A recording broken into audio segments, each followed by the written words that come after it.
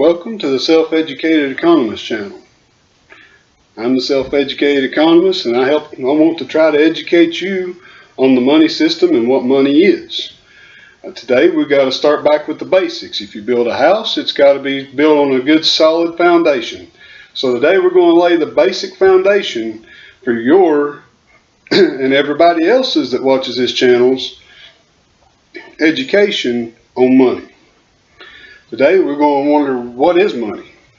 What's its worth? What's its purpose? What's its value? Where did it come from? And for that, we're going to have to go back in time to a time before money existed. Here we are in our basic economy. We have one farmer produces corn, one produces wheat, one produces cows.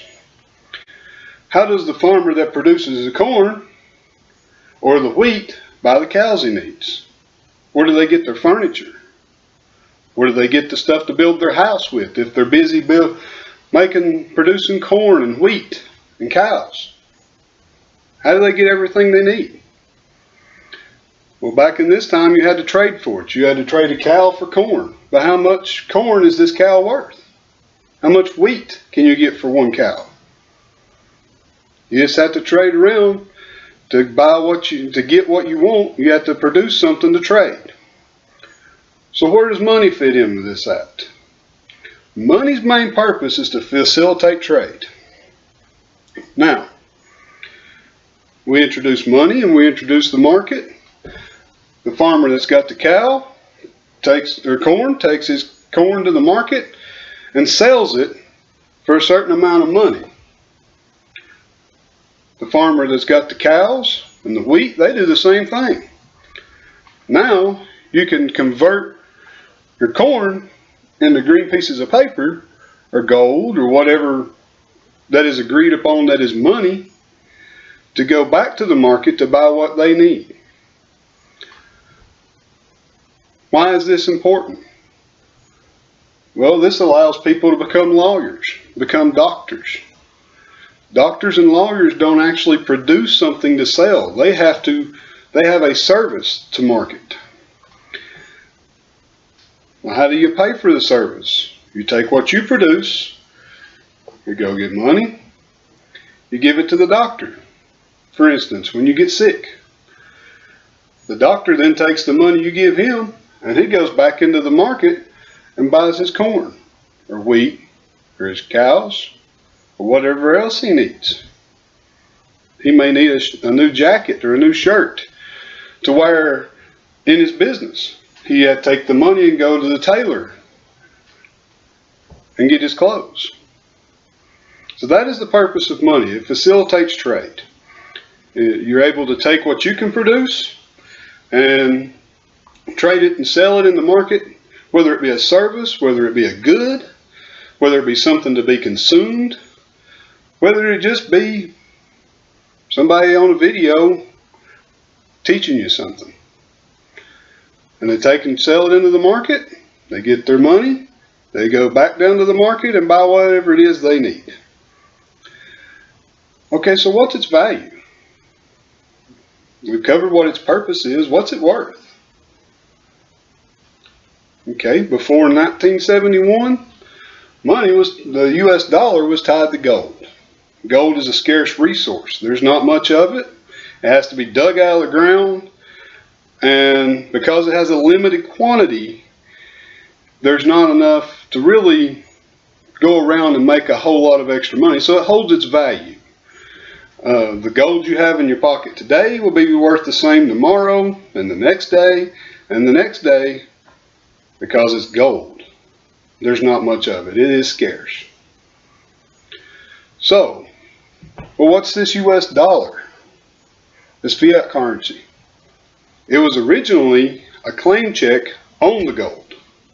You would take your gold down to the bank would hold the gold for you, and they would give you the US dollar note as a claim check on the gold that was stored at their bank in their vault. That belonged to you. The same as you go into the dry cleaner, you hand them your jacket, you hand them your clothes, or sheets, whatever it is needs to be dry cleaned, and they give you a claim check on that item to say that when you come back, this item is yours. That is all that the US dollar was. It was a way, as a claim check on the gold. Well, what happened in 1971? Richard Nixon cut the ties of the US dollar to gold. What's it actually worth? It's just a green piece of paper. What makes our money have value, what makes the US dollar have worth or value, is that you bought something with it yesterday and you believe that you can buy the same amount with it tomorrow. That is all it is. So, what is it exactly? What is the one commodity that everybody has the same amount of that you can trade for money? Well, that, my friends, is your time. Time is the one commodity everybody has the same amount of. There is 24 hours in every day. There is 7 days in every week. There is 365 days in every year. Everybody has the same amount of time. I don't care if you're 10, if you're 25, if you're 105.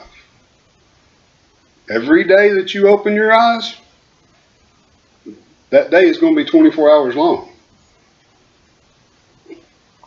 Now,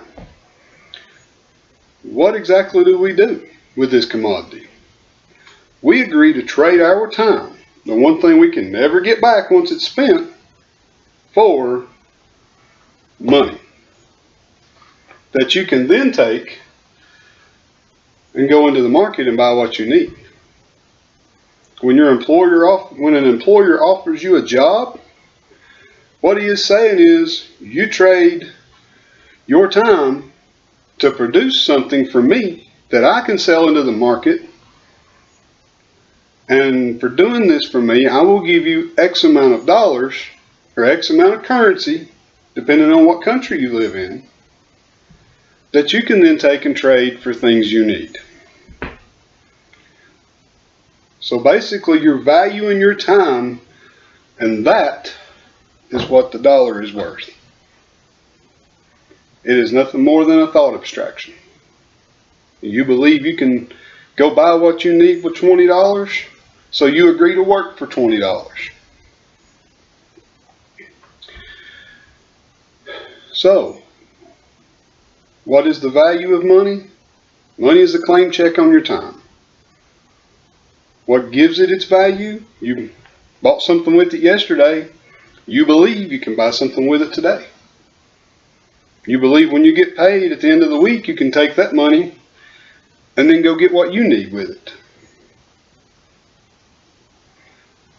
Now, stay tuned to the channel where I will help you understand money, its purpose, how the banking system works, and we'll give you tools that you can use to get more value for your time. I'll see you on the next video.